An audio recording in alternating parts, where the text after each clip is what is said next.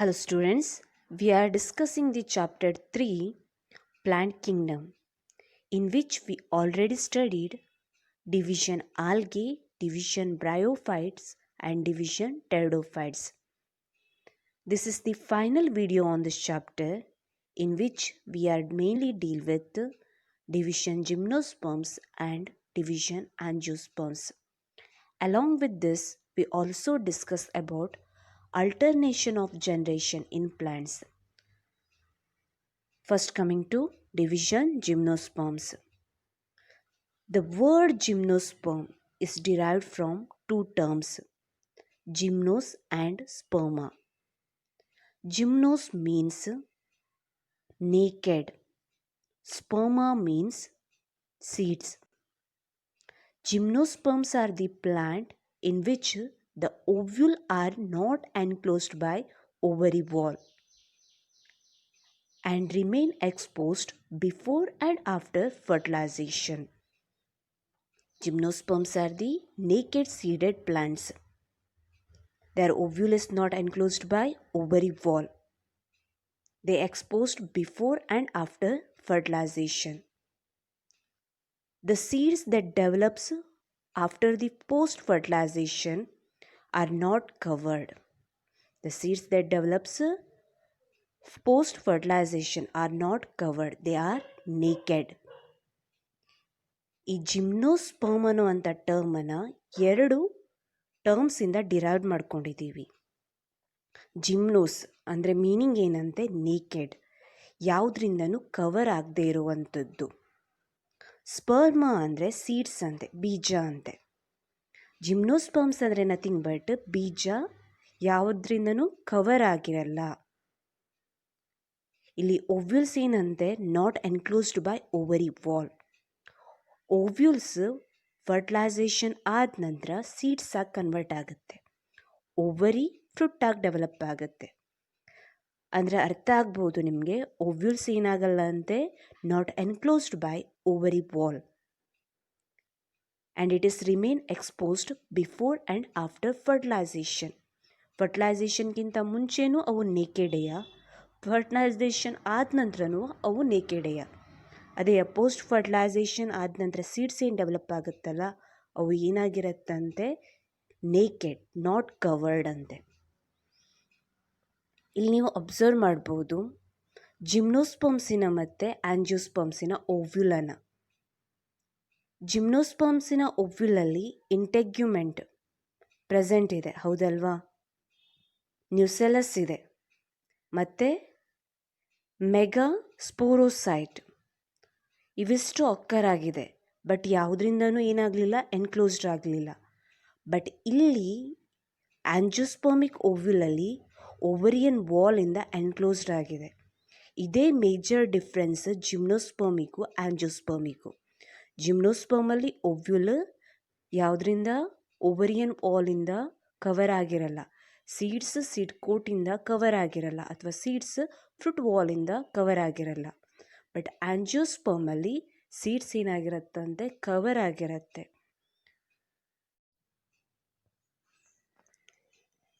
These gymnosperms include medium-sized trees or tall trees and shrubs.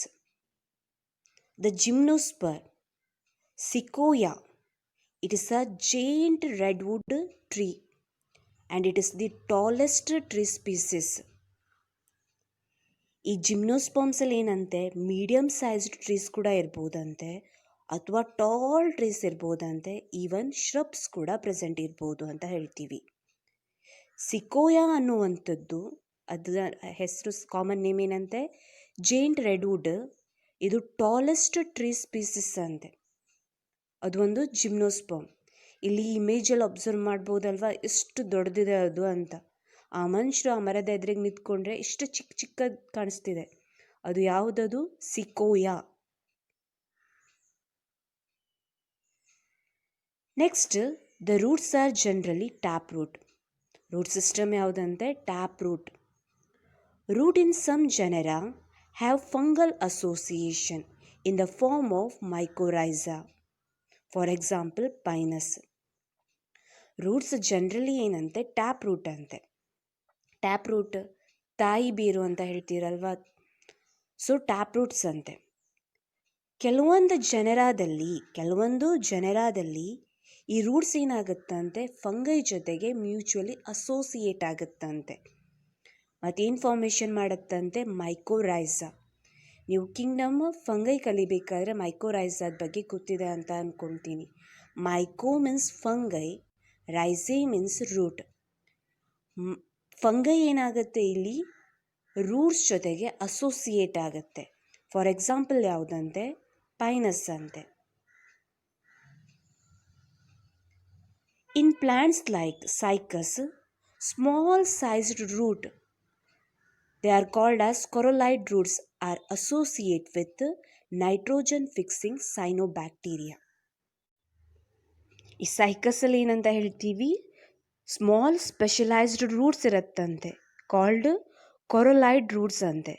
They are associate with the nitrogen fixing cyanobacteria. For example 1 ಮಾರ್ಕ್ಸಿಗೆ what are coralloid roots ಅಂತ ಕೇಳಿದರೆ ಏನು ಬರೀತೀರಾ? They are small specialised roots of Cycas which are associate with nitrogen fixing cyanobacteria. They are small specialized roots of cycas associate with nitrogen fixing cyanobacteria. ನೆನ್ಪಿಟ್ಕೊಳ್ತೀರಾ? This is the definition for coralloid roots. ಅಥವಾ ಹಿಂಗೆ ಕೇಳ್ಬೋದು, in Cycas name the root which helps in nitrogen fixation. ಯಾವುದಂತೆವು? Coralloid roots. Stems are unbranched or branched. Leaves are simple or compound. They are well adapted to withstand extreme temperature, humidity and wind. In cycas, the pinnate leaves persist for a few years, whereas in conifers like Pinus, Cedurus, etc., the needle-like leaves reduce the surface area. Their thick cuticle and sunken stomata also help to reduce water loss. ಏನಂತೆ ಮತ್ತೆ ಕ್ಯಾರೆಕ್ಟರ್ಸಿಗೆ ಬಂದರೆ, ಈ stems ಏನಿದೆ ಅಲ್ವಾ, ಅವು ಏನಾಗ್ಬೋದಂತೆ? ಅನ್ಬ್ರಾಂಚ್ಡ್, branching ಇಲ್ಲದೆ ಇರ್ಬೋದಂತೆ. For example ಯಾವುದಂತ ಹೇಳ್ತೀವಿ? ಸೈಕಸ್. ಅಥವಾ ಬ್ರಾಂಚ್ಡ್ ಇರ್ಬೋದಂತೆ. ಯಾವುದರಲ್ಲಿ? ಈ ಪೈನಸ್ಸಲ್ಲಿ, ಸೆಡ್ಯುರಸ್ಸಲ್ಲಿ ಇರುವಂಥದ್ದು ಏನಂತ ಹೇಳ್ತೀವಿ? ಅವು ಬ್ರಾಂಚ್ಡ್ ಅಂತೆ. ಇಲ್ಲಿ ನೀವು ನೋಡ್ಬೋದಲ್ವಾ ಬ್ರಾಂಚಸ್ಸನ್ನು. ಸೈಕಸಿಗೆ ಮಾತ್ರ ಸ್ಟಾರ್ಟಿಂಗಲ್ಲಿ ಬಂದಿತ್ತು, ಅದರ ಸ್ಟೆಮ್ ಏನಾಗಲಿಲ್ಲಾಗಿತ್ತು? ಬ್ರಾಂಚಿಂಗ್ ಇರಲಿಲ್ಲ. ಲೀವ್ಸ್ ಏನಿರ್ಬೋದಂತೆ? ಸಿಂಪಲ್.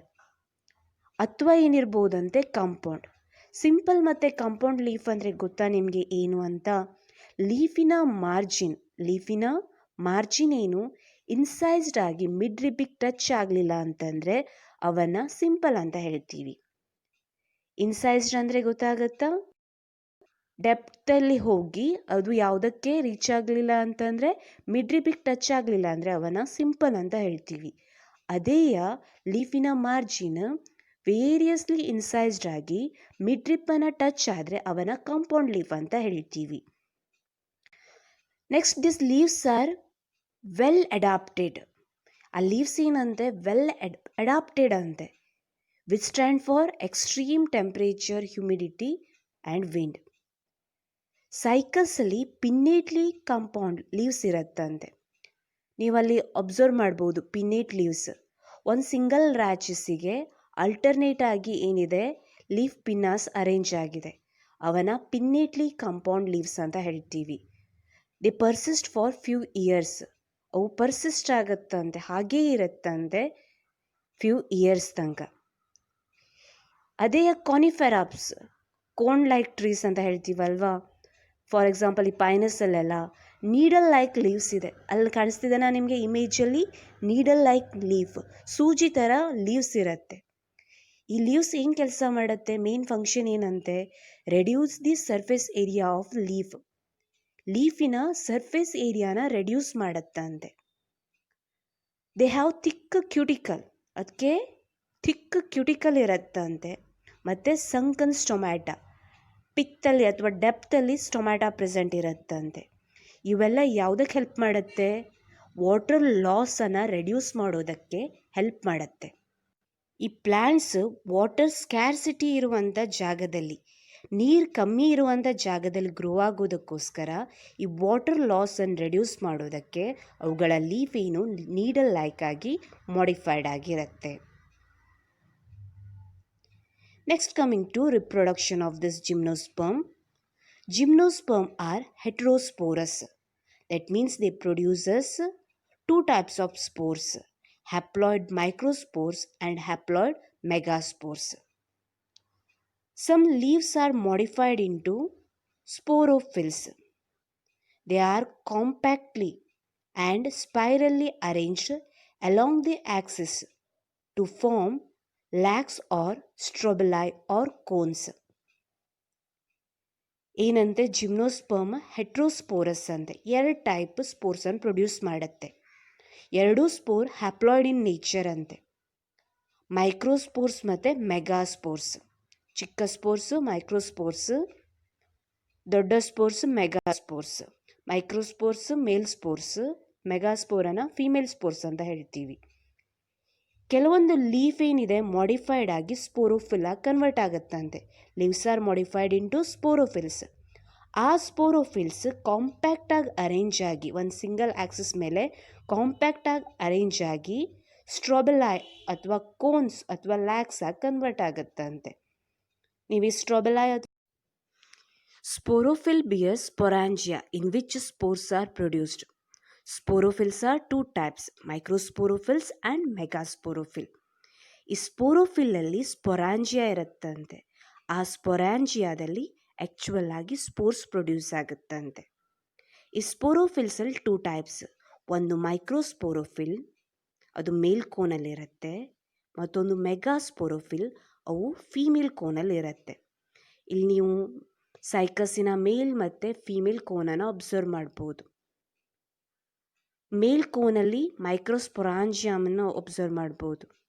ಕಾಣಿಸ್ತಿದೆಯಾ ನಿಮಗೆ? ಇಲ್ಲಿ ಫೀಮೇಲ್ ಕೋನಲ್ಲಿ ಮೆಗಾಸ್ಪೋರೋಫಿಲ್ಸನ್ನು ಕೂಡ ಅಬ್ಸರ್ವ್ ಮಾಡ್ಬೋದು. ಕಾಣಿಸ್ತಿದೆ ಅಂತ ಅಂದ್ಕೊಳ್ತೀನಿ. ಇಮೇಜನ್ನು ಕ್ಲಿಯರ್ ಆಗಿದೆ ಆ ಇಮೇಜ್, ಅದರಲ್ಲಿ ನೀವು ನೋಡ್ಕೊಳ್ಬೋದು ನೋಡಿ.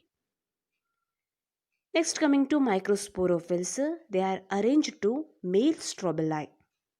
The sporophylls arranged into male cones or male strobili. Male strobili is also called as microsporangiate. Microsporophylls consist of microsporangia, within which microspores are formed.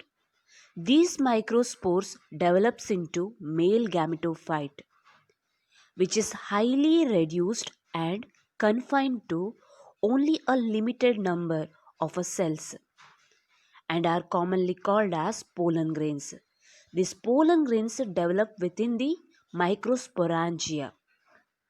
So ಏನಂತೆ, ಈ ಮೈಕ್ರೋಫಿಲ್ಸ್ ಏನಿದೆ ಅಲ್ವಾ, ಅವು ಏನು ಸ್ಪೋರೋಫಿಲ್ಸ್. ಯಾವುದ್ರಲ್ಲಿ ಅರೇಂಜ್ ಆಗಿರುವಂಥ ಸ್ಪೋರೋಫಿಲ್ಸ್?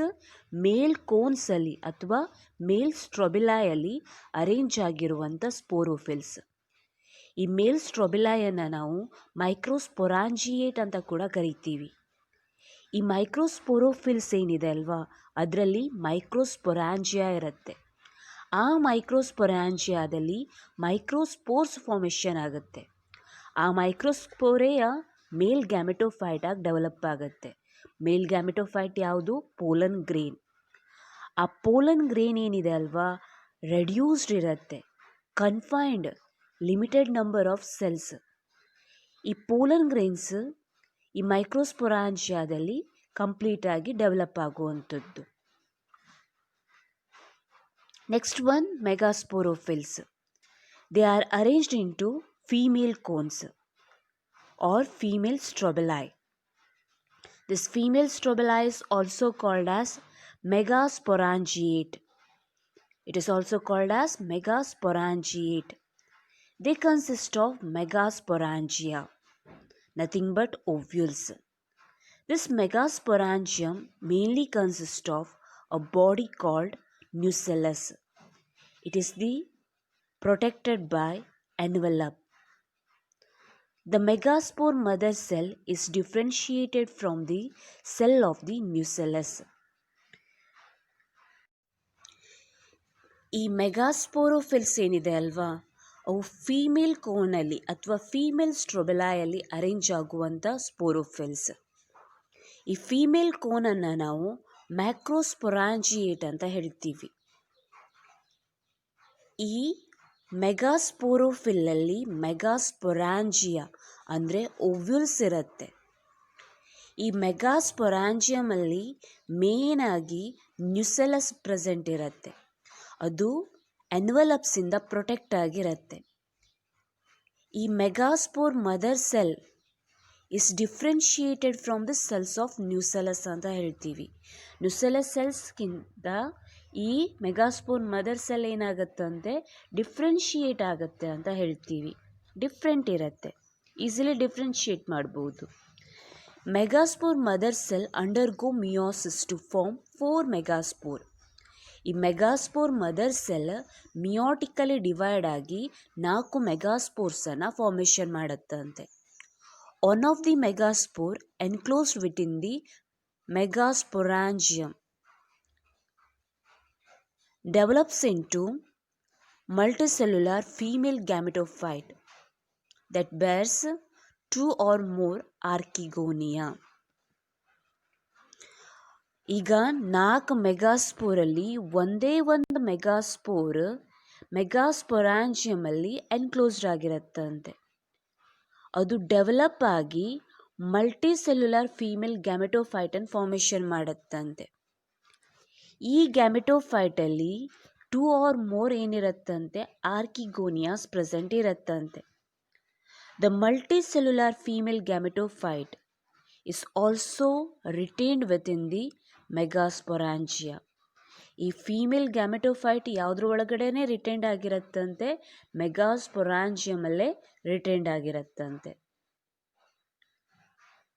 The male or female cones may be present on the same tree. Coming to reproduction of this gymnosperms, male and female cones may be present on the same tree or it is present on different tree. In Pinus it is present on same tree. In Cycas it is present on different trees.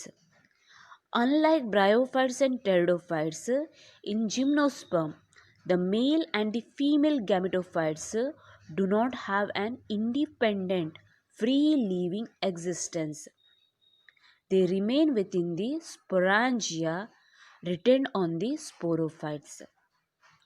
ಏನಂತೆ, ಈ ಮೇಲ್ ಮತ್ತು female cone ಏನಿದೆ ಅಲ್ವಾ, same ಟ್ರೀಯಲ್ಲಿ present ಇರ್ಬೋದಂತೆ, like that of Pinus, ಅಥವಾ different ಪ್ಲಾಂಟ್ಸಲ್ಲಿ ಇರ್ಬೋದಂತೆ, ಸೈಕಸ್ಸಲ್ಲಿ. ಈ ಬ್ರಯೋಫೈಟ್ಸ್ ಮತ್ತು ಟೆರಿಡೋಫೈಟ್ಸಲ್ಲಿ ಏನಾಗುತ್ತೆ, ಮೇಲ್ ಮತ್ತು ಫೀಮೇಲ್ ಗ್ಯಾಮೆಟೋಫೈಟ್ ಏನಿದೆ ಅಲ್ವಾ, ಅದು ಇಂಡಿಪೆಂಡೆಂಟ್ ಫ್ರೀ ಲಿವಿಂಗ್ ಎಕ್ಸಿಸ್ಟೆನ್ಸನ್ನು ತೋರಿಸಲ್ಲ. ಬಟ್ ಇಲ್ಲಿ ಜಿಮ್ನೋಸ್ಪರ್ಮಲ್ಲಿ ಏನಾಗುತ್ತಂತೆ, ಈ ಸ್ಪೊರಾಂಜಿಯಾ ಏನಿದೆ ಅಲ್ವಾ, ಸ್ಪೋರೋಫೈಟಲ್ಲೇ ಪ್ರೆಸೆಂಟ್ ಇರುತ್ತಂತೆ, ಫ್ರೀ ಲಿವಿಂಗ್ ಎಕ್ಸಿಸ್ಟೆನ್ಸನ್ನು ತೋರಿಸುತ್ತೆ ಅಂತ. The pollen grains released from the microsporangium are carried out by air current and meet the opening of the ovule. ಈ ಮೈಕ್ರೋಸ್ಪೊರಾಂಜಿಯಮಲ್ಲಿ ಏನು ಮೈಕ್ರೋಸ್ಪೋರ್ಸ್ ಫಾರ್ಮೇಷನ್ ಆಗಿ ಅವು ಮೇಲ್ ಗ್ಯಾಮೆಟ್ ಅಂದರೆ ಗ್ಯಾಮೆಟೋಫೈಟ್ ಅಂದರೆ ಪೋಲನ್ ಗ್ರೇನ್ಸನ್ನು ಪ್ರೊಡ್ಯೂಸ್ ಮಾಡಿತ್ತಲ್ವ, ಆ ಪೋಲನ್ ಗ್ರೇನ್ಸ್ ಏನಾಗುತ್ತಂತೆ ರಿಲೀಸ್ ಆಗುತ್ತಂತೆ. ರಿಲೀಸ್ ಆಗಿ ಏರ್ ಕರೆಂಟ್ ಅವನ್ನು ಕ್ಯಾರಿ ಮಾಡಿ ಎಲ್ಲಿಗೆ ತಂದುಬಿಡತ್ತಂತೆ, ಓಪನಿಂಗ್ ಆಫ್ ದಿ ಓವ್ಯೂಲ್ ಹತ್ರ ತಂದುಬಿಡತ್ತಂತೆ. The pollen tube carrying the male gamete grows through archegonia in the ovules and discharge their content near the mouth of archegonia. ಈ pollen grain ಏನು ಓವ್ಯೂಲಿನ ಓಪನಿಂಗಲ್ಲಿತ್ತಲ್ವ, ಆ pollen grain ಏನು ಮಾಡುತ್ತಂತೆ, pollen ಟ್ಯೂಬನ್ನು formation ಮಾಡುತ್ತಂತೆ. Pollen germination ಆಗಿ pollen ಟ್ಯೂಬನ್ನು formation ಮಾಡುತ್ತಂತೆ.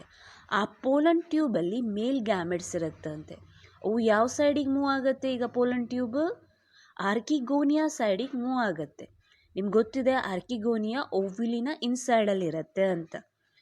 ಈ ಆರ್ಕಿಗೋನಿಯಾದ ಮೌತಲ್ಲಿ ಏನು ಮಾಡುತ್ತಂತೆ, ಈ pollen tube ಮೇಲ್ ಗ್ಯಾಮೆಟನ ಡಿಸ್ಚಾರ್ಜನ ಕಂಟೆಂಟನ್ನು ಏನು ಮಾಡುತ್ತಂತೆ, ರಿಲೀಸ್ ಮಾಡುತ್ತೆ ಅಂತ ಹೇಳ್ತೀವಿ.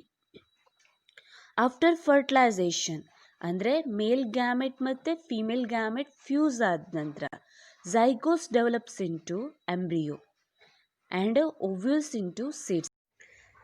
ಸೊ ಫರ್ಟಿಲೈಸೇಷನ್ ಆದ ನಂತರ ಝೈಗೋಟ್ ಏನಾಗಿ ಡೆವಲಪ್ ಆಗುತ್ತಂತೆ, ಎಂಬ್ರಿಯೋ ಆಗಿ ಡೆವಲಪ್ ಆಗುತ್ತಂತೆ, ಮತ್ತು ಓವ್ಯೂಲ್ಸ್ ಏನಿದೆ ಅಲ್ವಾ ಅವು ಸೀಡಾಗಿ ಡೆವಲಪ್ ಆಗುತ್ತಂತೆ.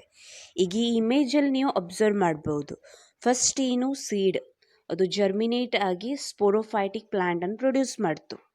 ಈ ಸ್ಪೋರೋಫೈಟಲ್ಲಿ ಬೇಕಾದರೆ ಐದರ್ ಸೇಮ್ ಪ್ಲ್ಯಾಂಟಲ್ಲೇ ಮೇಲ್ ಮತ್ತು ಫೀಮೇಲ್ ಕೋನ್ ಇರೋದು ಬಹುದು ಅಥವಾ ಡಿಫ್ರೆಂಟ್. ನಿಮ್ಗೆ ಗೊತ್ತು ಮೇಲ್ ಕೋನ್ಸ್ ಮತ್ತು ಫೀಮೇಲ್ ಕೋನ್ಸ್ ಅಂತ ಇರುತ್ತೆ. ಮೇಲ್ ಕೋನಲ್ಲಿ ಯಾವುದು ಮೈಕ್ರೋಸ್ಪೊರಾಂಜಿಯಮಲ್ಲಿ ಮೈಕ್ರೋಸ್ಪೋರ್ ಫಾರ್ಮೇಷನ್ ಆಯಿತು. ಅದೇ ಮೆಗಾಸ್ಪೊರಾಂಜಿಯಮಲ್ಲಿ ಯಾವುದು ಮೆಗಾಸ್ಪೋರ್ ಫಾರ್ಮೇಷನ್ ಆಗುತ್ತೆ ಥ್ರೂ ಮಿಯೋಸಿಸ್. ಒಂದು ಮಾತ್ರ ಏನಾಗುತ್ತೆ, ಎನ್ಕ್ಲೋಸ್ಡ್ ಆಗಿರುತ್ತೆ. ಅವು ಏನು ಮಾಡುತ್ತೆ, ಆರ್ಕಿಗೋನಿಯಾನ ಪ್ರೊಡ್ಯೂಸ್ ಮಾಡುತ್ತೆ. ಈ ಮೈಕ್ರೋಸ್ಪೋರೇ ಪೋಲನ್ ಗ್ರೇನ್ ಆಗಿ ಡೆವಲಪ್ ಆಗುತ್ತೆ. ಈ ಪೋಲನ್ ಗ್ರೇನ್ ರಿಲೀಸ್ ಆಗಿ ಎಲ್ಲಿ ಈ ಆರ್ಕಿಗೋನಿಯಾಗೆ ಹೋಗ್ಕೊಂಡು ರೀಚ್ ಆಗುತ್ತೆ. ಪೋಲನ್ ಟ್ಯೂಬ್ ಎಲ್ಲ ಫಾರ್ಮೇಷನ್ ಮಾಡಿ ಆ ಪೋಲನ್ ಟ್ಯೂಬ್ ಥ್ರೂ ಮೇಲ್ ಗ್ಯಾಮೆಟ್ ಏನಾಗುತ್ತೆ ಆರ್ಕಿಗೋನಿಯಾಗೆ ರೀಚ್ ಆಗುತ್ತೆ. ಅಲ್ಲಿ ಏನಾಯಿತು, ಫರ್ಟಿಲೈಸೇಷನ್ ಆಯಿತು. ಮೇಲ್ ಮತ್ತು ಫೀಮೇಲ್ ಗ್ಯಾಮೆಟ್ ಏನಾಯಿತು, ಫ್ಯೂಸ್ ಆಯಿತು. ಫ್ಯೂಸ್ ಆಗಿದ ತಕ್ಷಣ ಝೈಗೋಟಿನ ಫಾರ್ಮೇಷನ್ ಆಯಿತು. ಆಫ್ಟರ್ ಫರ್ಟಿಲೈಸೇಷನ್ ಇದೇ ಝೈಗೋಟಿನ ಕನ್ವರ್ಟ್ ಆಗುತ್ತೆ, ಎಂಬ್ರಿಯೋ ಆಗಿ ಡೆವಲಪ್ ಆಗುತ್ತೆ. ಮತ್ತು ಆ ಓವ್ಯೂಲ್ ಇತ್ತಲ್ವಾ, ಆ ಓವ್ಯೂಲ್ ಏನಾಗುತ್ತೆ ಸೀಡಾಗಿ ಕನ್ವರ್ಟ್ ಆಗುತ್ತೆ. ಇದು ಯಾವುದರ ಲೈಫ್ ಸೈಕಲ್ ಅಂತೆ, ಜಿಮ್ನೋಸ್ಪರ್ಮ್ಸಿನ life cycle. Next division that is angiosperms. Angiosperms are commonly called as flowering plants. Angion means vessel. Sperma means seed. So here seeds are covered by seed coat, or seeds are covered by fruit wall, or ovule is covered by ovarian wall. So ಈ ಆಂಜಿಯೋಸ್ಪರ್ಮ್ಸನ್ನು common ಆಗಿ ನಾವು flowering plants ಅಂತ ಹೇಳ್ತೀವಿ. ಆಂಜಿಯಾನ್ ಅಂದರೆ ಏನಂತೆ, vessel ಅಂತೆ. ಸ್ಪರ್ಮಾ ಅಂದರೆ seed ಅಂತೆ.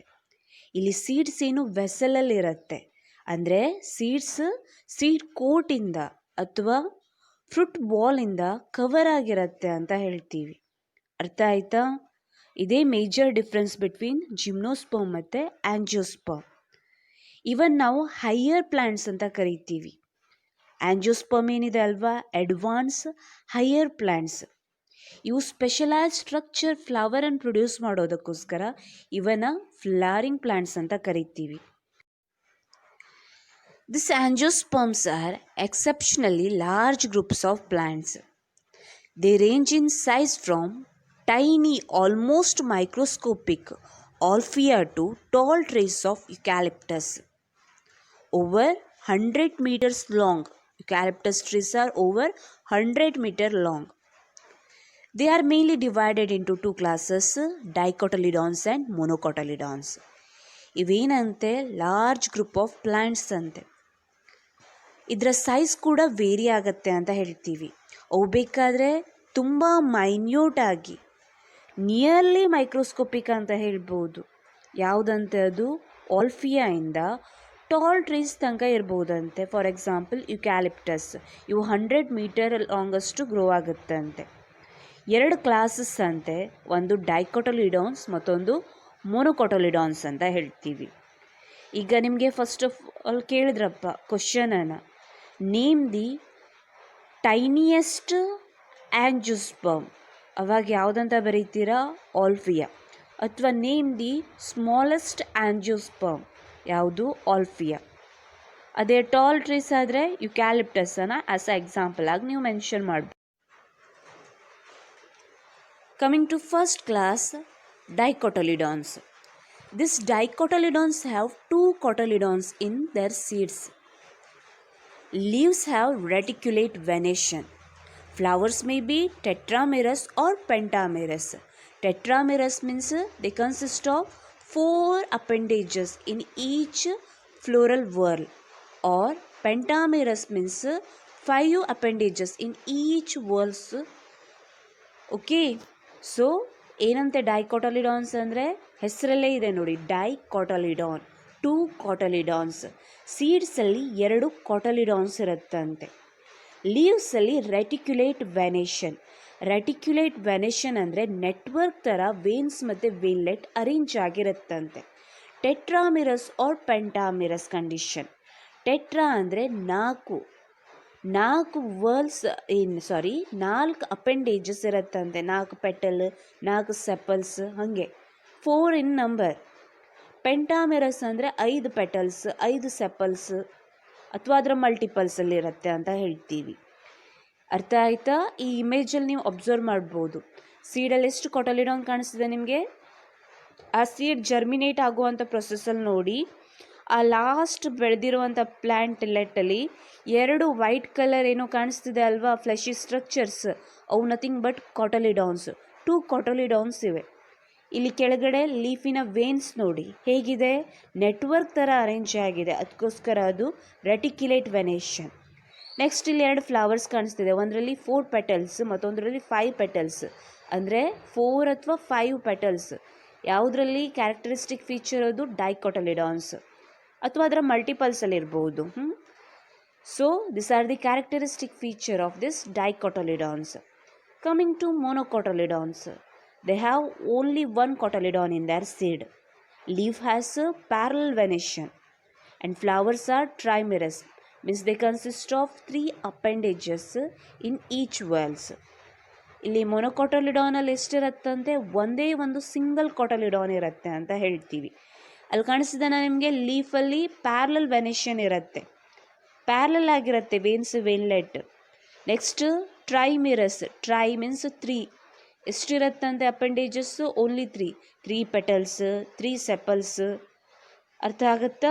ಅಥವಾ 6, ಹಾಗೆ ಮಲ್ಟಿಪಲ್ಸ್ ಆಫ್ 3 ಇರ್ಬೋದು ಅಥವಾ 3. This are the few characteristic feature of dicotyledon and ಮೊನೊಕಾಟಲಿಡಾನ್ಸ್.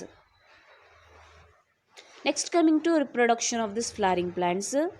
Flower is a reproductive structure, therefore they are called as flowering plants. Male sex organ in flower is stamen. Each stamen consists of filament with an anther at the tip. Within the anther, the pollen mother cell divide by meiosis to produce microspores which mature into pollen grain. ಇಲ್ಲಿ ಒಂದು specialised structure ಇರುತ್ತೆ, ಅದೇನದು? Flower. ಈ ಫ್ಲವರಲ್ಲಿ male sex organ ಯಾವುದಂತೆ? Stamen ಅಂತೆ. ಈ ಸ್ಟೇಮನಲ್ಲಿ ಫಿಲಮೆಂಟ್ ಮತ್ತು ಆ್ಯಂಥರ್ ಅಂತ 2 ಮೇನ್ ಪಾರ್ಟ್ಸ್ ಅಂತೆ, ಫಿಲಮೆಂಟ್ ಮತ್ತು ಆ್ಯಂಥರ್. ವಿತಿನ್ ದಿಸ್ ಆ್ಯಂಥರಿನ ಒಳಗಡೆ pollen mother cell meiotically divide ಆಗುತ್ತಂತೆ, ಮಿಯೋಸಿಸ್ ಆಗಿ ಡಿವೈಡ್ ಆಗಿ ಮೈಕ್ರೋಸ್ಪೋರ್ಸನ್ನು ಫಾರ್ಮೇಷನ್ ಮಾಡುತ್ತಂತೆ. ಈ ಮೈಕ್ರೋಸ್ಪೋರ್ ಮ್ಯಾಚುರ್ ಆಗಿ ಪೋಲನ್ ಗ್ರೇನ್ಸನ್ನು ಆಗಿ ಕನ್ವರ್ಟ್ ಆಗುತ್ತಂತೆ. ಇಲ್ಲಿ ಕಾಣಿಸ್ತಿದೆ ಅಲ್ವಾ ನಿಮಗೆ, ಫ್ಲವರಲ್ಲಿ ಏನೇನು ಕಾಣಿಸ್ತಿದೆ? ಅಲ್ಲಿ ಆ್ಯಂಡ್ರೋಶಿಯಮ್ ಕಾಣಿಸ್ತಿದೆ. ಆ್ಯಂಡ್ರೋಶಿಯಮಿನ ಯೂನಿಟ್ ಯಾವುದು? ಸ್ಟೇಮನ್ಸ್. ಅವೇ ಮೇಲ್ ಸೆಕ್ಸ್ ಆರ್ಗನ್. ಈ ಸ್ಟೇಮನಲ್ಲಿ ಫಿಲಮೆಂಟ್ ಮತ್ತು ಆ ಯೆಲ್ಲೋ ಕಲರ್ ಕಾಣಿಸ್ತಿರೋದು ಆ್ಯಂಥರ್. ವಿತಿನ್ ದಟ್ ಆ್ಯಂಥರ್ ಆ ಆರೆಂಜಿಶ್ ಕಲರ್ ಇರೋದು pollen grains. The female sex organ is a gynoecium. The unit is a pistil or carpel, which consists of mainly 3 parts: ovary, style, and stigma. Ovary is a swollen basal part. Style is long, slender, stalk-like structure, which beneath this stigma. Ovary contains ovule. So, female sex organ ಯಾವುದಂತೆ? ಗೈನೋಶಿಯಮ್ ಅಂತೆ. ಅದರ unit pistil ಅಥವಾ carpel ಅಂತ ಹೇಳ್ತೀವಿ. ಈ ಕಾರ್ಪೆಲಲ್ಲಿ 3 parts ಅಂತೆ: ovary, style ಮತ್ತು stigma.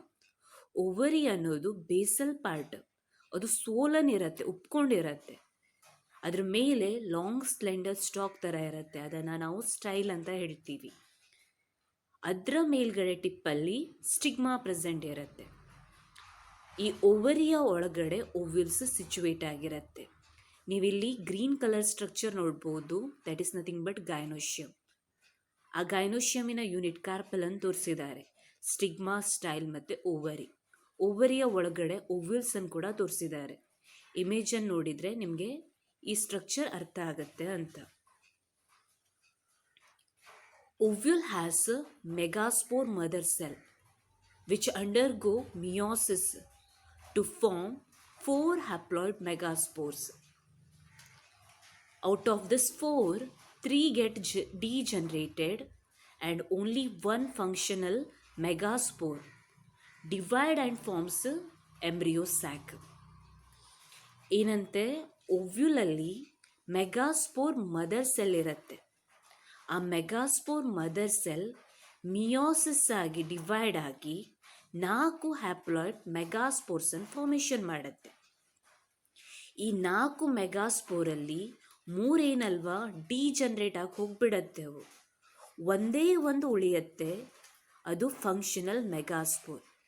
ಈ functional megaspore divide ಆಗಿ ಎಂಬ್ರಿಯೋಸ್ಯಾಕ್ ಆಗಿ ಡೆವಲಪ್ ಆಗೋದು. ಈ ಇಮೇಜಲ್ಲಿ ನೀವು ನೋಡ್ಬೋದು 4 ಮೆಗಾಸ್ಪೋರ್ ಫಾರ್ಮೇಷನ್ ಆಗಿದೆ. ಅವನ್ನ ಮೆಗಾಸ್ಪೋರ್ ಟೆಟ್ರಾಯ್ಡ್ ಅಂತ ಹೇಳ್ತೀವಿ. ಲಾಸ್ಟ್ ಇಮೇಜಲ್ಲಿ 3 ಮೆಗಾಸ್ಪೋರ್ ಏನಾಗುತ್ತೆ, ಡಿಜನ್ರೇಟ್ ಆಗುತ್ತೆ. ಒಂದೇ ಒಂದು ಫಂಕ್ಷನಲ್ಲಿ ಇರುತ್ತೆ, ಚಲಾಜಲ್ ಸೈಡಲ್ಲಿ ಇರುವಂಥದ್ದು. Each embryo sack has 3-celled egg apparatus and 3-celled antipodals and 2 polar nuclei. The polar nuclei eventually fuse to form secondary nucleus which is diploid in nature. ಈ ಎಂಬ್ರಿಯೋ ಸ್ಯಾಕಲ್ಲಿ 2 ಎಂಡ್ ಅಂತ ಹೇಳ್ತೀವಿ. ಒಂದು ಮೈಕ್ರೋಪೈಲಾರ್ ಎಂಡ್, ಮತ್ತೊಂದು ಚಲಾಜಲ್ end ಅಂತ. Micropylar end ಹತ್ರ egg apparatus ಇರುತ್ತಂತೆ. ಈ egg ಅಪರೇಟಸಲ್ಲಿ 3 cells ಯಾವ್ಯಾವುದು, ಮಧ್ಯದಲ್ಲಿ ಎಗ್ ಸೆಲ್, ಆ ಸೈಡ್ ಈ ಸೈಡಲ್ಲಿ ಸೈನಾರ್ಜಿಡ್. 2 ಸೈನಾರ್ಜಿಡ್, 1 ಎಗ್ ಸೆಲ್ ಏನನ್ನು ಕಾನ್ಸ್ಟಿಟ್ಯೂಟ್ ಮಾಡುತ್ತೆ, ಎಗ್ ಅಪರೇಟಸ್. ಅದು ಯಾವ ಸೈಡಲ್ಲಿರುತ್ತೆ, ಮೈಕ್ರೋಪೈಲಾರ್ ಎಂಡ್ ಸೈಡಲ್ಲಿರುತ್ತೆ. ಅದೇ ಚಲಾಜ ಬೇಸಲ್ ಎಂಡಿಗೆ ಹೋದರೆ ಅಲ್ಲಿ 3 ಆ್ಯಂಟಿಪೋಡಲ್ ಸೆಲ್ಸ್ ಇರುತ್ತೆ. ಯಾವ ಸೆಲ್ಸ್ ಅಂತೇವು, ಆ್ಯಂಟಿಪೋಡಲ್ಸ್. ಮಧ್ಯ ಸೆಲ್ಲನ್ನು ನಾವು ಸೆಂಟ್ರಲ್ ಸೆಲ್ ಅಂತ ಹೇಳ್ತೀವಿ. ಈ ಸೆಂಟ್ರಲ್ ಸೆಲ್ಲಲ್ಲಿ 2 ಪೋಲಾರ್ ನ್ಯೂಕ್ಲಿಯೈ ಇರುತ್ತಂತೆ. 2 ಪೋಲಾರ್ ನ್ಯೂಕ್ಲಿಯೈ. ಈ 2 ಪೋಲಾರ್ ನ್ಯೂಕ್ಲಿಯೈ ಫ್ಯೂಸ್ ಆಗಿ ಸೆಕೆಂಡರಿ ನ್ಯೂಕ್ಲಿಯಸನ್ನು ಫಾರ್ಮೇಷನ್ ಮಾಡುತ್ತೆ. Pollen grains are dispersed from anther and carried by wind and other agencies to the stigma of the pistil. It is called pollination. The pollen grains germinate on the stigma and resulting pollen tube grows through the tissue of stigma and style and reach the ovule. ನೀವು ಕೇಳಿರ್ಬೋದು pollination ಅಂತ. ಏನಂತೆ pollination ಅಂತಂದರೆ transfer of the pollen grains from anther to stigma of a flower. ಫ್ಲವರಿನ ಆಂಥರಿಂದ ಸ್ಟಿಗ್ಮಾಗೆ pollen ಗ್ರೇನ್ಸನ್ನು transfer ಮಾಡೋದೆಯ ಪಾಲಿನೇಷನ್ ಅಂತ ಹೇಳ್ತೀವಿ. ಈ ಪಾಲಿನೇಷನನ್ನು ಕ್ಯಾರಿಔಟ್ ಮಾಡೋದಕ್ಕೆ ಪಾಲಿನೇಟರ್ಸ್ ಇರ್ತಾರೆ. ಅವು ಬೇಕಾದರೆ ಏನು, ಅಬಯೋಟಿಕ್ ಅಂದರೆ ಏರ್, ಅದೇ ವಿಂಡ್, ವಾಟರ್ ಬೇಕಾದರೆ ಏನು ಮಾಡ್ಬೋದಂತೆ, ಪೋಲನ್ ಗ್ರೇನ್ಸನ್ನು ಕ್ಯಾರಿ ಮಾಡ್ಬೋದಂತೆ. ಅಥವಾ ಬಯೋಟಿಕ್ ಏಜೆಂಟ್ ನಾವು ಪಾಲಿನೇಟರ್ಸ್ ಅಂತ ಹೇಳ್ತೀವಿ, ಅವು ಬೇಕಾದರೆ ಪೋಲನ್ ಗ್ರೇನ್ಸನ್ನು ಕ್ಯಾರಿ ಮಾಡ್ಬೋದು. ನಿಮ್ಗೆ ಗೊತ್ತಿದೆ ಅಂತ ಅಂದ್ಕೊಳ್ತೀನಿ. ಸೊ ಏನು ಮಾಡುತ್ತಂತೆ, ಈ ಆ್ಯಂಥರಿಂದ ಏನು ರಿಲೀಸ್ ಆಗುತ್ತಲ್ವ ಪೋಲನ್ ಗ್ರೇನ್ಸ್, ಅವು ಬೇಕಾದರೆ ವಿಂಡ್ ಇರ್ಬೋದು, ವಾಟರ್ ಇರ್ಬೋದು, ಅಥವಾ ಪಾಲಿನೇಟರ್ಸಿನ ಹೆಲ್ಪಿಂದ ಯಾವುದ್ರ ಮೇಲೆ ಲ್ಯಾಂಡ್ ಆಗುತ್ತಂತೆ, ಸ್ಟಿಗ್ಮಾದ ಮೇಲೆ ಲ್ಯಾಂಡ್ ಆಗುತ್ತೆ. ಅದನ್ನು ನಾವು ಪಾಲಿನೇಷನ್ ಅಂತ ಕರಿತೀವಿ. ಈಗ ಸ್ಟಿಗ್ಮಾದ ಮೇಲೆ ಲ್ಯಾಂಡ್ ಆಗಿರುವಂಥ ಯಾವುದು ಪೋಲನ್ ಗ್ರೇನ್ಸ್ ಪೋಲನ್ ಟ್ಯೂಬನ್ನು ಫಾರ್ಮೇಷನ್ ಮಾಡುತ್ತಂತೆ. ಆ ಪೋಲನ್ ಟ್ಯೂಬ್ ಸ್ಟಿಗ್ಮಾ ಮತ್ತು ಸ್ಟೈಲಿನ ಟಿಶ್ಯೂವಿನ ಮಧ್ಯದಲ್ಲಿ ಗ್ರೋ ಆಗುತ್ತೆ. ಗ್ರೋ ಆಗಿ ಎಲ್ಲಿಗೆ ರೀಚ್ ಆಗುತ್ತೆ, ಓವ್ಯೂಲಿಗೆ ರೀಚ್ ಆಗುತ್ತಂತೆ. ಈ ಪೋಲನ್ ಟ್ಯೂಬ್ 2 ಮೇಲ್ ಗ್ಯಾಮೆಟನ್ನು ಕ್ಯಾರಿ ಮಾಡ್ತಾ ಇರುತ್ತೆ, ತಗೊಂಡು ಹೋಗ್ತಾ ಇರುತ್ತೆ. The pollen tube enters the embryo sac where 2 male gametes are discharged. One male gamete fused with egg cell and forms a zygote. This is called syngamy. The other male gamete fused with the diploid nucleus to form triploid primary endosperm nucleus. This is called triple fusion. ಇಲ್ಲೇನಾಗತ್ತಂತೆ, ಈಗ pollen tube ಏನು ಎರಡು ಮೇಲ್ ಗ್ಯಾಮೆಟನ್ನು carry ಮಾಡ್ತಿತ್ತಲ್ವಾ, ಅದು ಎಲ್ಲಿ ಓವ್ಯುಲಿನ ಎಂಬ್ರಿಯೋಸ್ಯಾಕಿಗೆ entry ಕೊಡುತ್ತಂತೆ. ಎಂಬ್ರಿಯೋಸ್ಯಾಕಿನ ಎಲ್ಲಿ egg ಆಪರೇಟಸ್ಸಿಗೆ ಅಲ್ಲಿ ಹೋಗಿ ಎರಡೂ ಏನು ಮಾಡತ್ತಂತೆ, ಮೇಲ್ ಗ್ಯಾಮೆಟನ್ನು ರಿಲೀಸ್ ಮಾಡುತ್ತೆ ಅಂತ ಆಯಿತು. ಒಂದು ಮೇಲ್ ಗ್ಯಾಮೆಟ್ ಎಗ್ ಸೆಲ್ ಜೊತೆ ಫ್ಯೂಸ್ ಆಗುತ್ತಂತೆ, ಮತ್ತೊಂದು ಮೇಲ್ ಗ್ಯಾಮೆಟ್ ಎಲ್ಲಿ ಪೋಲಾರ್ ನ್ಯೂಕ್ಲಿಯೈ ಜೊತೆ ಫ್ಯೂಸ್ ಆಗುತ್ತೆ. ಎಗ್ ಸೆಲ್ ಜೊತೆ ಫ್ಯೂಸ್ ಆಗುತ್ತಲ್ವಾ, ಅದನ್ನು ನಾವು ಸಿಂಗ್ಯಾಮಿ ಅಂತ ಹೇಳ್ತೀವಿ. ಅಲ್ಲಿ fusion of male and female gamete ಆಗುತ್ತೆ. ಅದೇ ಪೋಲಾರ್ ನ್ಯೂಕ್ಲಿಯೈ ಜೊತೆ ಫ್ಯೂಸ್ ಆಗುತ್ತಲ್ವಾ, ಅದನ್ನು ನಾವು ಟ್ರಿಬಲ್ ಫ್ಯೂಷನ್ ಅಂತ ಹೇಳ್ತೀವಿ. ಯಾಕಂದರೆ ಅಲ್ಲಿ 3 ಹ್ಯಾಪ್ಲಾಯ್ಡ್ ನ್ಯೂಕ್ಲಿಯಸ್. ನಿಮ್ಗೆ ಗೊತ್ತು, secondary nucleus is nothing but it is a fusion of 2 polar nuclei. ಅಲ್ಲಿ 3 ಹ್ಯಾಪ್ಲಾಯ್ಡ್ ನ್ಯೂಕ್ಲಿಯಸ್ಸಿನ ಫ್ಯೂಸ್ ಆಗುತ್ತೆ. ಅದಕ್ಕೆ ಅದನ್ನು ನಾವೇನಂತ ಹೇಳ್ತೀವಿ, ಟ್ರಿಬಲ್ ಫ್ಯೂಷನ್. ಅದು result into primary endosperm nucleus. ಅರ್ಥ ಆಯ್ತಾ? ಸಿಂಗ್ಯಾಮಿ ಅಂದರೆ fusion of male and female gamete which result into formation of zygote. Triple fusion ಅಂದರೆ fusion of male gamete with secondary nuclei or polar nuclei to form primary endosperm nucleus. ಇಲ್ಲಿ ನಿಮಗೆ ಡಯಾಗ್ರಾಮಲ್ಲಿ ನೀವು observe ಮಾಡ್ಬೋದು, fertilised embryo sack ಕಾಣಿಸುತ್ತೆ ನಿಮಗೆ. ಜೊತೆಗೆ ಒಂದು life cycle of flowering plants ಇದೆ. ಆಂಜಿಯೋಸ್ಪರ್ಮಿನ ಲೈಫ್ ಸೈಕಲಿನ ಡಯಾಗ್ರಾಮ್ ಇದೆ. ಈ ಡಯಾಗ್ರಾಮನ್ನೇ 5 ಮಾರ್ಕ್ಸಿಗೆ ಕೇಳ್ತಾರೆ. ಅದಕ್ಕೆ ಆ ಡಯಾಗ್ರಾಮನ್ನು ನೀಟಾಗಿ ನೋಡ್ಕೊಂಡು ಇಟ್ಕೊಳ್ಳಿ. ಅಲ್ಲಿ ನೋಡಿ ನೀವು, ಫಸ್ಟ್ ಏನು ಪ್ಲ್ಯಾಂಟ್, ಹೌದಲ್ವಾ? ಆ ಪ್ಲ್ಯಾಂಟಿಂದ ನಮಗೇನು ಸಿಗುತ್ತೆ, ಪ್ಲ್ಯಾಂಟಲ್ಲಿ ಏನಿರುತ್ತೆ, ಫ್ಲವರ್ಸ್ ಇರುತ್ತೆ. ಆ ಫ್ಲವರ್ಸಲ್ಲಿ ಮೇಲ್ ಮತ್ತು ಫಿಮೇಲ್ ರಿಪ್ರೊಡಕ್ಟಿವ್ ಸ್ಟ್ರಕ್ಚರ್, ಸ್ಟೇಮನ್ಸ್ ಮತ್ತು ಕಾರ್ಪಲ್. ಆ್ಯಂಥರಲ್ಲಿ ಪೋಲನ್ ಗ್ರೇನ್ಸ್ ಫಾರ್ಮೇಷನ್ ಆಗುತ್ತೆ. ಅವು ಸ್ಟಿಗ್ಮಾದ ಮೇಲೆ ಬಿದ್ದು ಏನೋ ಪೋಲನ್ ಟ್ಯೂಬನ್ನು ಫಾರ್ಮೇಷನ್ ಮಾಡುತ್ತೆ, ಹೌದಲ್ವಾ? ಕಾಣಿಸ್ತಿದೆನಾ ನಿಮಗೆ? ಆ ಪೋಲನ್ ಟ್ಯೂಬ್ ಎಲ್ಲಿ ಈ ಓವರಿಯ ಒಳಗಡೆ ಇರುವಂಥ, ಓವ್ಯುಲಿನ ಒಳಗಡೆ ಇರುವಂಥ ಎಂಬ್ರಿಯೋಸ್ಯಾಕಿಗೆ ಹೋಗಿ ಏನು ಮಾಡುತ್ತಂತೆ, ಒಂದು ಎಗ್ ಸೆಲ್ ಜೊತೆ ಫ್ಯೂಸ್ ಆಗುತ್ತಂತೆ ಮೇಲ್ ಗ್ಯಾಮೆಟ್, ಮತ್ತೊಂದು ಸೆಕೆಂಡರಿ ಪೋಲಾರ್ ನ್ಯೂಕ್ಲಿಯೈ ಜೊತೆ ಫ್ಯೂಸ್ ಆಗುತ್ತಂತೆ. ಎಗ್ ಸೆಲ್ ಜೊತೆ ಫ್ಯೂಸ್ ಆಗಿರೋದು ಝೈಗೋಟ್ ಆಗುತ್ತೆ, ಅದು ಲೇಟರ್ ಎಂಬ್ರಿಯೋ ಆಗುತ್ತೆ, ಮತ್ತು ಪ್ಲ್ಯಾಂಟ್ ಆಗುತ್ತೆ. ಇದು life cycle of angiosperm. Most important ಈ ಡಯಾಗ್ರಾಮ್, ಕರೆಕ್ಟಾಗಿ ಫಾಲೋ ಮಾಡಿ ಅದನ್ನು. Because of the involvement of 2 fusion, this event is called as double fertilisation, and this event is a unique characteristic feature of angiosperm. Zygote develops into an embryo which may consist of 1 cotyledon or 2 cotyledons. Primary endosperm nucleus develops into endosperm which provide nourishment to the developing embryo.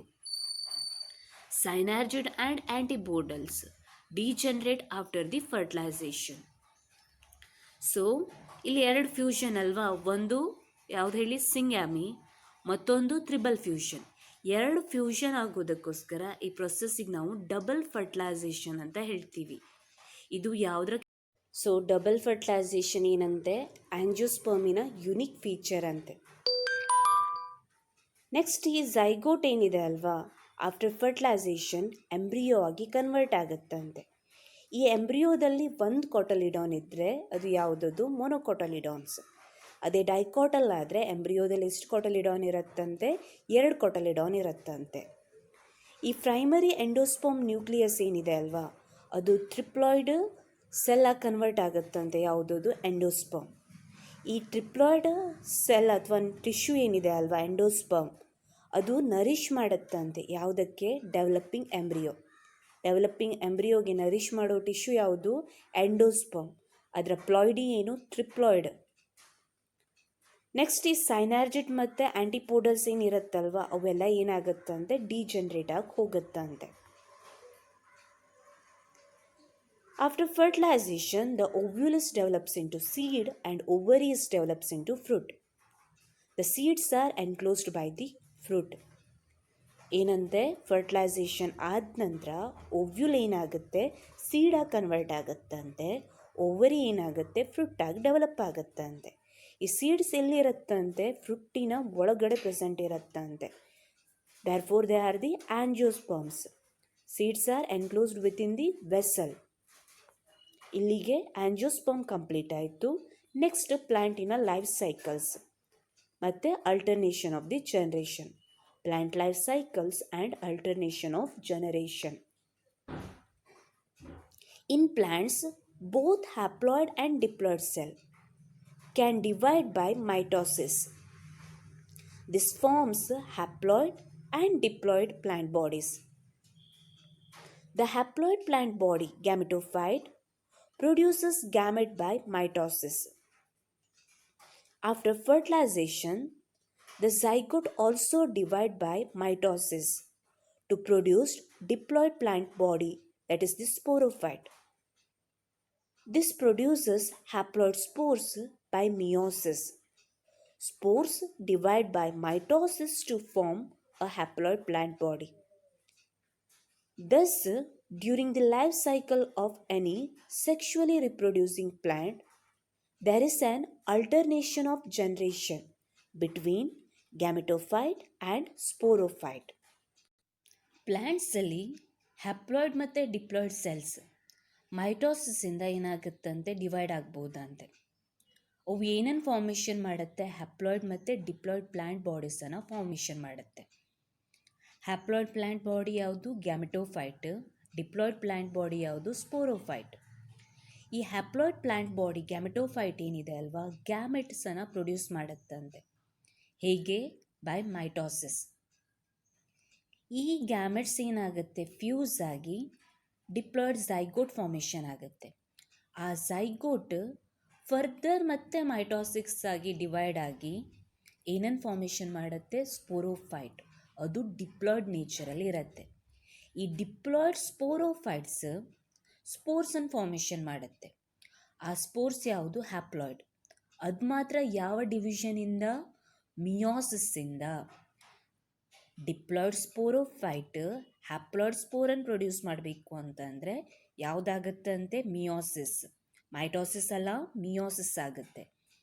ಈ spores further ಮೈಟೋಟಿಕ್ division ಆಗಿ, ಮೈಟೋಸಿಸ್ಸಿಂದ division ಆಗಿ haploid plant ಬಾಡಿನ originate ಮಾಡುತ್ತೆ. ಅಂದರೆ ಗ್ಯಾಮೆಟೋಫೈಟಿಂದ sporophyte develop ಆಯಿತು, ಸ್ಪೋರೋಫೈಟಿಂದ ಮತ್ತೆ gametophyte develop ಆಗುತ್ತೆ. ಅಂದರೆ ಏನು? ಈ ಗ್ಯಾಮೆಟೋಫೈಟಿಕ್ ಜನ್ರೇಷನ್ ಮತ್ತು ಸ್ಪೋರೋಫೈಟಿಕ್ ಜನ್ರೇಷನ್ ಏನಾಗ್ತಿರುತ್ತೆ? ಅಲ್ಟರ್ನೇಟ್ ಆಗ್ತಿರುತ್ತೆ. ಯಾವುದರಲ್ಲಿ? ಈ ಪ್ಲ್ಯಾಂಟಿನ ರಿಪ್ರೊಡಕ್ಟಿವ್ ಸೈಕಲಲ್ಲಿ.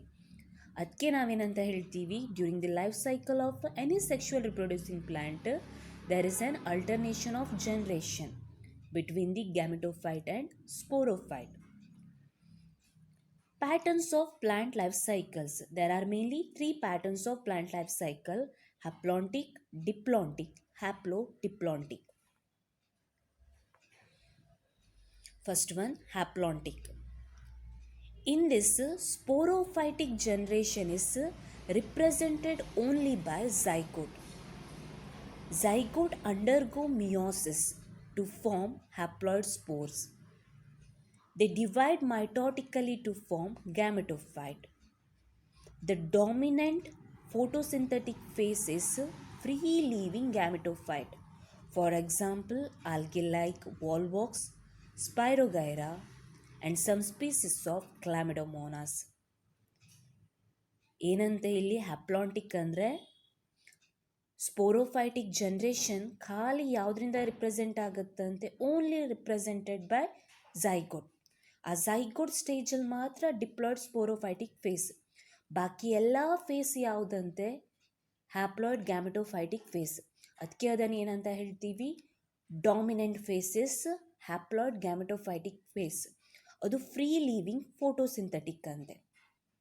ಈ ಝೈಗೋಟ್ ಮಾತ್ರ ಏನಾಗುತ್ತೆ? ಮಿಯೋಟಿಕಲಿ ಡಿವೈಡ್ ಆಗಿ, ಮಿಯೋಸಿಸ್ ಆಗಿ ಹ್ಯಾಪ್ಲಾಯ್ಡ್ ಸ್ಪೋರ್ಸನ್ನು ಫಾರ್ಮೇಷನ್ ಮಾಡುತ್ತೆ. ಈ haploid spores mitotically further divide ಆಗಿ ಗ್ಯಾಮೆಟೋಫೈಟ್, ಹ್ಯಾಪ್ಲಾಯ್ಡ್ ಗ್ಯಾಮೆಟೋಫೈಟನ್ನು ಫಾರ್ಮೇಷನ್. ಇಲ್ಲಿ ಈ ಇಮೇಜಲ್ಲಿ ನೀವು ಅಬ್ಸರ್ವ್ ಮಾಡ್ಬೋದು. ಝೈಗೋಟ್ ಮಾತ್ರ ಏನು?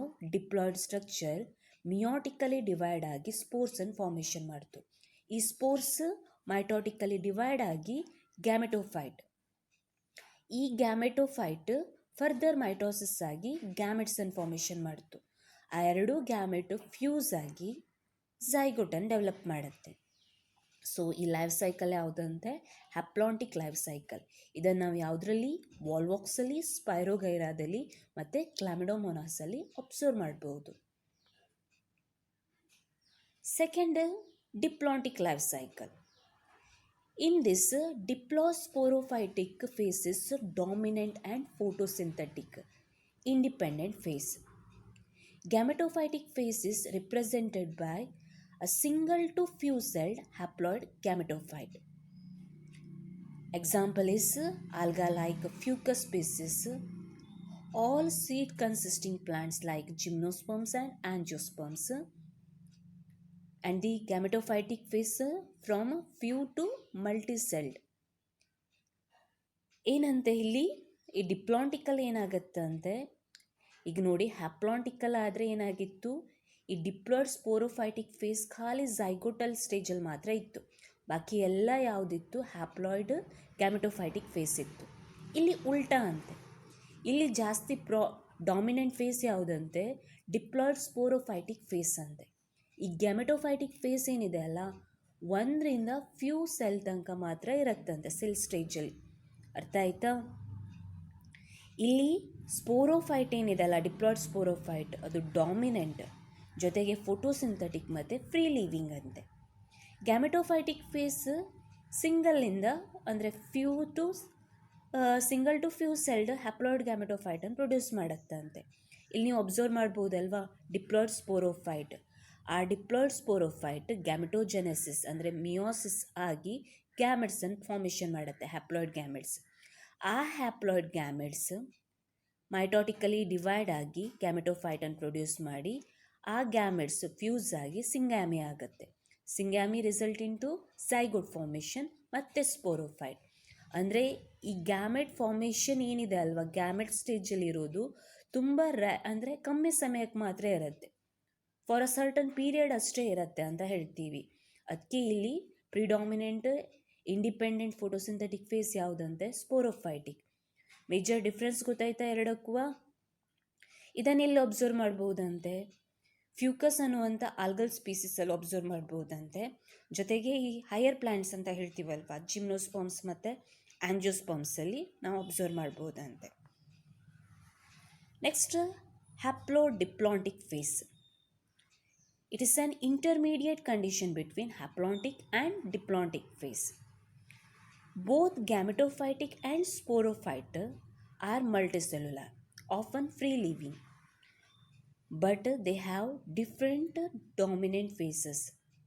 Example is bryophytes and pteridophytes. ಇಲ್ಲೇನಾಗುತ್ತಂತೆ, ಈ ಹ್ಯಾಪ್ಲೋಡಿಪ್ಲಾಂಟಿಕಲ್ಲಿ ಇದು ಇಂಟರ್ಮೀಡಿಯೇಟ್ ಅಂತೆ, ಮಧ್ಯದ ಫೇಸ್ ಅಂತೆ. ಯಾವುದ್ರು ಹ್ಯಾಪ್ಲಾಂಟಿಕ್ ಮತ್ತು ಡಿಪ್ಲಾಂಟಿಕ್ಕಿನ ಮಧ್ಯದ ಫೇಸ್ ಅಂತ ಹೇಳ್ತೀವಿ.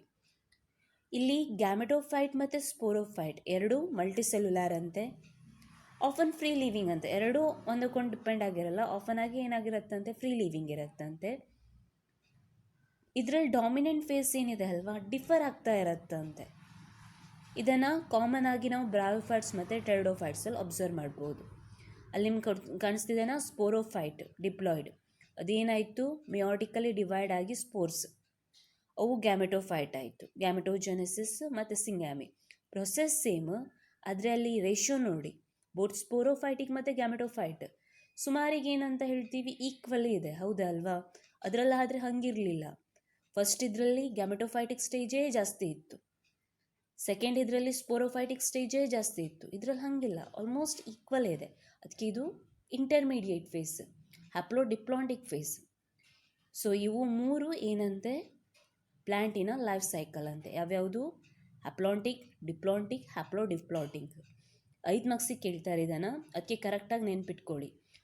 ಈಚ್ ಡಯಾಗ್ರಾಮನ್ನು ಬೇಕಾದರೂ 3 ಮಾರ್ಕ್ಸಿಗೆ ಕೇಳ್ಬೋದು. ಅದಕ್ಕೆ ಅವನ ಕರೆಕ್ಟಾಗಿ ಬಿಡಿಸಿ ಪ್ರಾಕ್ಟೀಸ್ ಮಾಡ್ಕೊಂಡು ಇಟ್ಕೊಳ್ಬೇಕು, ತುಂಬ ಇಂಪಾರ್ಟೆಂಟ್ ಇದು. ಇಲ್ಲಿಗೆ ಈ ಚಾಪ್ಟರ್ ಕಂಪ್ಲೀಟ್ ಆಯಿತು. ಈ ಚಾಪ್ಟ್ರಲ್ಲಿ ನಾವು ಸ್ಟಾರ್ಟಿಂಗಲ್ಲಿ ಸಿಸ್ಟಮ್ ಆಫ್ ಕ್ಲಾಸಿಫಿಕೇಷನ್ ಕಲ್ತಿದ್ವಿ. ಯಾವ್ಯಾವುದು? ಆರ್ಟಿಫಿಷಿಯಲ್, ನ್ಯಾಚುರಲ್ ಮತ್ತು ಫೈಲೋಜೆನೆಟಿಕ್. ಅವುಗಳಿಂದ ಬಂದಿರುವಂಥ ಪ್ರಾಬ್ಲಮನ್ನು ಸಾಲ್ವ್ ಮಾಡೋದಕ್ಕೋಸ್ಕರ ನ್ಯೂಮೆರಿಕಲ್, ಸೈಟೋ ಮತ್ತು ಕೀಮೋಟೆಕ್ಸಾನಮಿ ಕಲ್ತಿದ್ವಿ. ಆಮೇಲೆ ಡಿವಿಷನ್ ಆಲ್ಗೆನಾ, ಡಿವಿಷನ್ ಬ್ರಯೋಫೈಟಾ, ಡಿವಿಷನ್ ಟೆರಡೋಫೈಟಾ, ಜಿಮ್ನೋಸ್ಪರ್ಮ್, ಆಂಜಿಯೋಸ್ಪರ್ಮ್ಸ್ ಮತ್ತು ಪ್ಲ್ಯಾಂಟಿನ ಲೈಫ್ ಸೈಕಲ್. ಈ ಚಾಪ್ಟರ್ ಮೇಲಿಂದ ನಿಮಗೆ 1 ಮಾರ್ಕ್ಸಿನ ಕ್ವಶನು ಕೇಳ್ತಾರೆ, 2 ಮಾರ್ಕ್ಸಿನ ಕೇಳ್ತಾರೆ, 3 ಮಾರ್ಕ್ಸಿನ ಕೇಳ್ತಾರೆ ಮತ್ತು 5 ಮಾರ್ಕ್ಸಿನ ಕೇಳ್ತಾರೆ. ಸೊ ಇದು ಮೋಸ್ಟ್ ಇಂಪಾರ್ಟೆಂಟ್ ಚಾಪ್ಟರ್. ಕರೆಕ್ಟಾಗಿ ಓದ್ಕೊಂಡ್ರೆ ನಿಮಗೆ ಎಷ್ಟು 10 ಮಾರ್ಕ್ಸಿನ ಕಾನ್ಸೆಪ್ಟ್ ಬರುತ್ತೆ ಅಂದರೆ ಕ್ವಶನ್ಸ್ ಬರುತ್ತೆ ಇದರಿಂದ. ಅದಕ್ಕೆ ಇದನ್ನು ಕರೆಕ್ಟಾಗಿ ಫಾಲೋ ಮಾಡ್ಕೊಂಡು ಇಟ್ಕೊಳ್ಳಿ. ಸೊ ಇಲ್ಲಿಗೆ ಈ ಚಾಪ್ಟರ್ ಕಂಪ್ಲೀಟ್ ಆಯಿತು. Thank you.